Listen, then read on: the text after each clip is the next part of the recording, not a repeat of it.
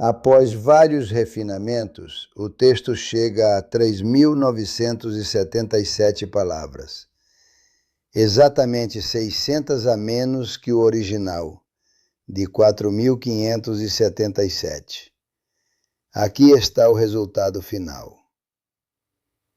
Hay algo que nadie me había dicho sobre morir, que en ese lugar todo lo que eres, cada cosa que hiciste, cada miedo que guardaste, cada mentira que te contaste a ti mismo, todo se ve, sin excepción, sin filtro, sin la versión que presentas al mundo o la que guardas para cuando estás solo a las 3 de la mañana.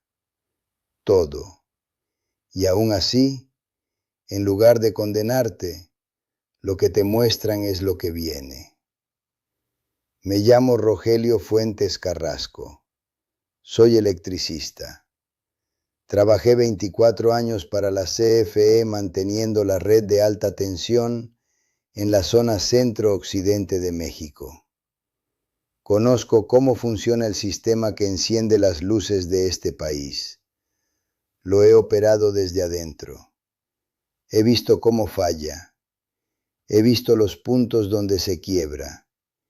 Y he visto, en un lugar que no era este mundo, la noche en que todo eso deja de funcionar. No estoy aquí para asustarte. Estoy aquí porque me dijeron que regresara. Y me dijeron para qué. Escúchame. Ese martes de agosto me levanté a las 5:40 como siempre. Esperanza ya tenía el café listo. Revisé el parte de carga en mi teléfono. Ese era mi hábito. Cada mañana, ver los indicadores de la red antes de salir. Y todo parecía dentro de parámetros normales para el verano. Temporada de calor máximo, demanda alta, sistema bajo presión, pero operando. Llevaba uniforme de trabajo, casco, guantes dieléctricos, la herramienta que cargo desde que empecé, una llave de ajuste que mi padre me dio cuando entré a la CFE, la misma que usó él durante 30 años antes que yo. La subestación de transmisión donde íbamos a trabajar ese día está al norte de Morelia. No es la más grande de la región, pero es un nodo crítico. Si falla ese punto, afecta la distribución de varias zonas residenciales y al menos 3 hospitales. Lo sé porque fui yo quien redactó el reporte de vulnerabilidad de esa subestación 4 años antes. Lo entregué. Nunca supe si alguien lo leyó. Llegamos a las 7:20. Éramos 4 técnicos. El trabajo era mantenimiento preventivo al sistema de protección de los transformadores principales. Trabajo de rutina, dentro del protocolo, nada que no hubiera hecho 100 veces. El calor ese día era de los que pesan. No solo temperatura, humedad, el tipo de calor que sientes dentro del uniforme, como si te vistieran con algo vivo. Trabajamos durante casi 3 horas sin pausa. Fue alrededor de las 10:10 cuando sentí lo primero. Me dije, es el calor, el cuerpo que pide agua, nada más. Seguí trabajando. A los pocos minutos, algo en el pecho. No dolor exactamente, una presión. Como si alguien pusiera una mano grande sobre el esternón y empujara muy despacio. Me dije, es la posición. Llevas mucho tiempo inclinado sobre el tablero. Enderézate. Me enderecé. La presión no se fue. Me senté sobre la caja de herramientas que estaba a mi derecha. Tomé el termo. Mis manos estaban normales. Mi cabeza estaba clara. Me dije, en 5 minutos pasa. No pasó. Lo que viene después no lo recuerdo de manera continua. Sé, por lo que me contaron mis compañeros, que me fui hacia adelante. Que Jesús Mendieta, el compañero que estaba a 1,5 metros de mí, alcanzó a agarrarme antes de que mi cabeza golpeara el suelo. Sé que gritaron.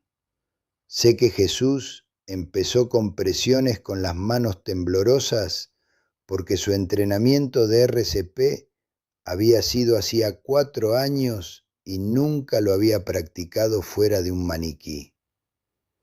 Sé que tardaron 14 minutos en llegar los paramédicos. Sé que el monitor en urgencia del Hospital General de Morelia registró paro cardiorrespiratorio a las 10:38 de la mañana. Sé que estuve clínicamente muerto durante 9 minutos y 40 segundos. Lo sé porque está en el expediente. Lo revisé después, cuando pude sostener los papeles sin que me temblaran las manos. Pero lo que sé con una certeza diferente, con el tipo de certeza que no viene de un documento, sino de haber estado ahí, es lo que ocurrió en esos 9 minutos y 40 segundos. El cruce no fue oscuridad, no fue túnel, fue un cambio de perspectiva. Un pensamiento estaba en mi cabeza.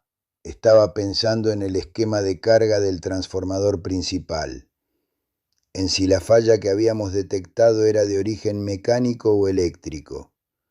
Y luego ya no estaba dentro de ese pensamiento, estaba afuera de todo, como si alguien hubiera movido el punto desde donde observas y de repente el cuerpo que estaba tirado en el suelo de la subestación, con Jesús Mendieta arrodillado sobre él llorando mientras hacía compresiones, era algo que yo veía desde lejos. Vi el cable del desfibrilador que se enredó la primera vez. Vi al paramédico más joven con las manos tan nerviosas que el otro tuvo que guiarlas.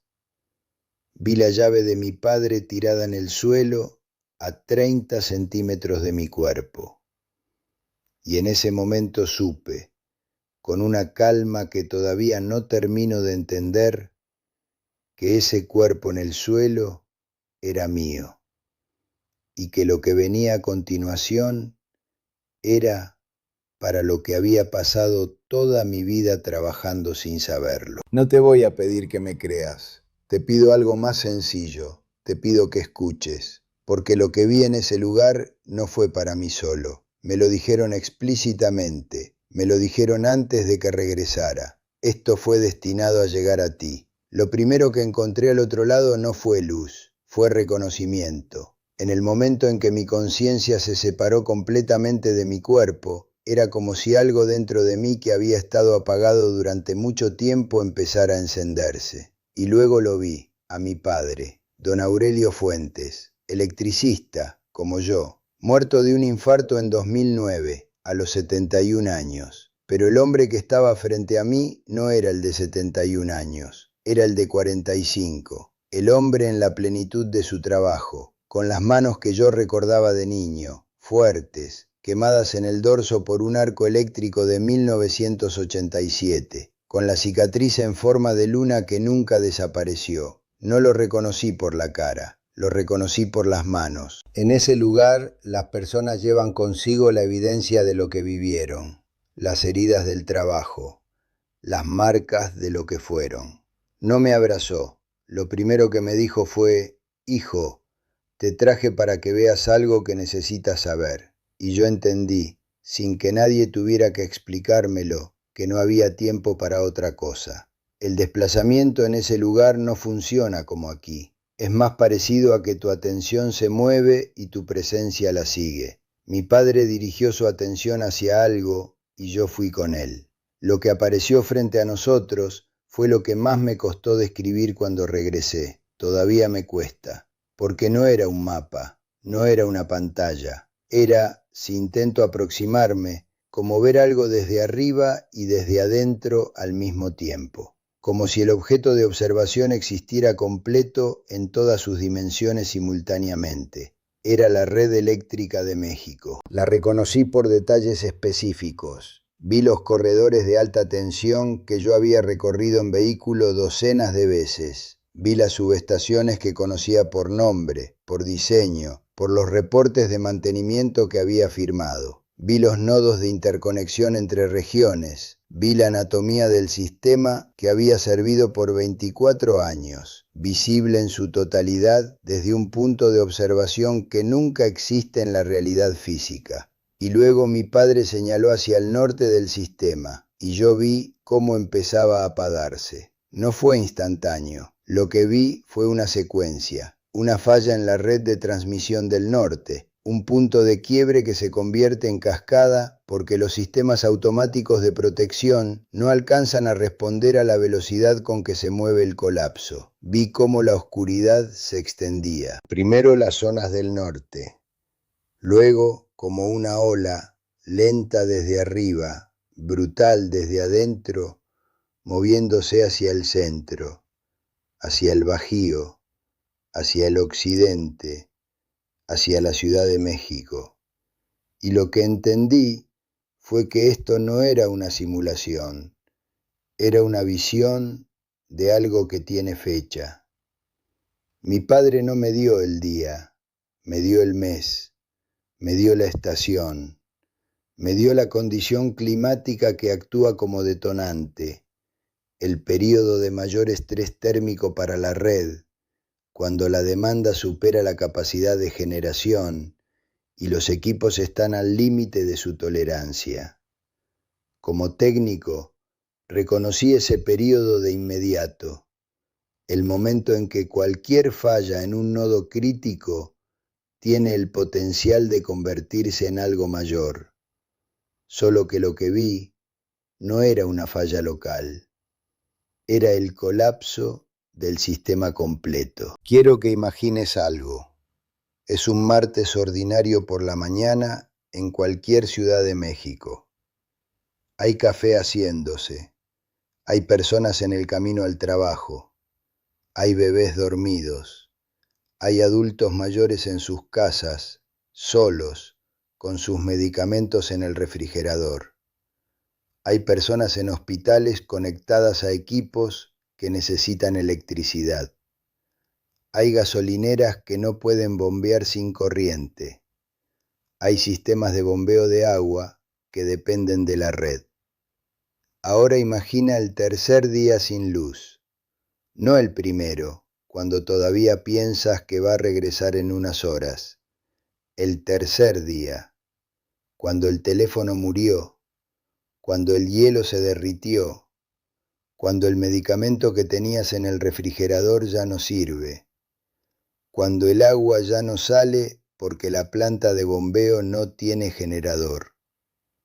Eso es lo que vi, no muertes masivas instantáneas, algo más silencioso y más devastador. Vi la acumulación de vulnerabilidad, vi lo que le pasa a una sociedad que lleva décadas asumiendo que la electricidad siempre va a estar ahí, que no necesita prepararse, que el sistema es indestructible. Y lo que me quedó fue la claridad brutal de cuántas de esas personas no necesitaban haber quedado en esa situación. No porque el colapso pudiera evitarse, me dejaron entender que no, sino porque había tiempo para prepararse, para tener agua almacenada, para tener comida que no necesita refrigeración ni cocción eléctrica, para asegurarse de que los adultos mayores de tu familia tengan lo que necesitan para sobrevivir 72 horas sin ningún servicio. 72 horas, eso es todo. No te estoy pidiendo que construyas un búnker. Te estoy pidiendo que hagas una pregunta esta semana, solo una. ¿Qué pasa en mi casa si la luz no regresa en 72 horas? Mi padre habló de una manera que era simultáneamente su voz y algo más amplio,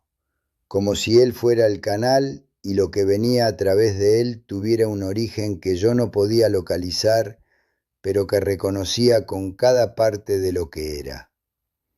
Me dijo, el sistema no va a fallar porque sea viejo, va a fallar porque nadie lo quiso arreglar a tiempo. Esa frase me golpeó, porque yo lo sabía. Había firmado reportes de vulnerabilidad. Había documentado el deterioro de equipos que deberían haber sido reemplazados una década antes. Había visto las decisiones que posponían el mantenimiento porque era más fácil resolver las crisis que prevenirlas. Y lo que mi padre me decía era que ese patrón, ignorar lo frágil hasta que lo frágil ya no aguanta, no era solo la historia de la CFE. Era la historia de muchas cosas que se están rompiendo al mismo tiempo. Luego me dijo, Lo que vas a ver ahora no es para que tengas miedo, es para que entiendas. En ese lugar, el conocimiento no llega como información. Es como si la respuesta a una pregunta que llevabas toda la vida cargando, de repente existiera completa dentro de ti, como si siempre hubiera estado ahí y algo lo hubiera desbloqueado. La pregunta que yo llevaba era esta: ¿por qué Dios permite que un sistema que sostiene vidas humanas llegue al punto de colapso sin que nadie lo detenga? Y la comprensión que llegó fue esta: porque el colapso no es lo que Dios hace, es lo que los seres humanos construyeron cuando eligieron el dinero sobre la infraestructura, la apariencia sobre la realidad, el corto plazo sobre el largo plazo. El sistema va a fallar por la negligencia acumulada de décadas de decisiones pequeñas hechas por personas que nunca tuvieron que vivir con las consecuencias. Dios no está castigando a México con el apagón. Está enviando personas como yo a decirle a personas como tú que hay tiempo de prepararse. No una profecía de destrucción, una advertencia con tiempo de respuesta. Y mi padre me dijo algo más: las personas que sobrevivan bien esto no serán las que tengan más dinero, serán las que hayan convertido la preparación en un acto de amor hacia su familia. Un acto de amor. Eso fue lo que cambió todo para mí. No el miedo al apagón, la reencuadración de lo que significa prepararse. ¿Alguna vez has tenido la sensación de que algo venía? ¿Alguna vez miraste las noticias y sentiste no sorpresa, sino una especie de confirmación oscura de algo que ya intuías? ¿Alguna vez le dijiste a alguien lo que estabas sintiendo y lo viste mirarte como si estuvieras exagerando? Esa sensación no es exageración, es información. Y lo que mi padre me mostró fue que las personas que tienen esa sensación, las que han estado prestando atención, las que no se han dejado convencer de que todo está bien cuando algo en ellas sabe que no, son precisamente las que todavía están a tiempo de actuar. No para salvar al sistema, para proteger a las personas que aman. Y en ese silencio que vino después de todo lo que me mostró, lo que llegó fue esto: que cada vez que una persona se prepara para proteger a su familia, eso no es un acto de miedo, es un acto de amor. Hay personas que van a escuchar esto a tiempo, no como un pensamiento abstracto, como una certeza con cara. Tú podrías ser una de ellas. Regresar al cuerpo fue como que alguien te mete dentro de un traje mojado y frío. Después de la amplitud de lo que había experimentado, la conciencia sin peso, el conocimiento sin esfuerzo, la presencia de mi padre, la claridad completa sobre lo que viene y por qué. Volver a ser Rogelio Fuentes Carrasco dentro de un cuerpo que acababa de pasar por un paro cardíaco fue la experiencia más desorientadora de mi vida. El dolor llegó después. Primero llegó la claustrofobia. Me sentí encerrado en mi propio cuerpo, como si el espacio en que había estado fuera infinitamente más real que esta envoltura física. Y encima de eso, la responsabilidad, porque sabía lo que tenía que hacer y sabía que nadie me iba a creer fácilmente. Durante 2 años no dije nada, no por cobardía, aunque también hubo eso. Lo callé porque quería estar seguro de que lo que recordaba era real y no el producto de un cerebro que había estado 9 minutos sin oxígeno. Revisé los estudios, leí los reportes técnicos de la CFE, hablé con ingenieros sobre la capacidad del sistema de responder a fallas en cascada.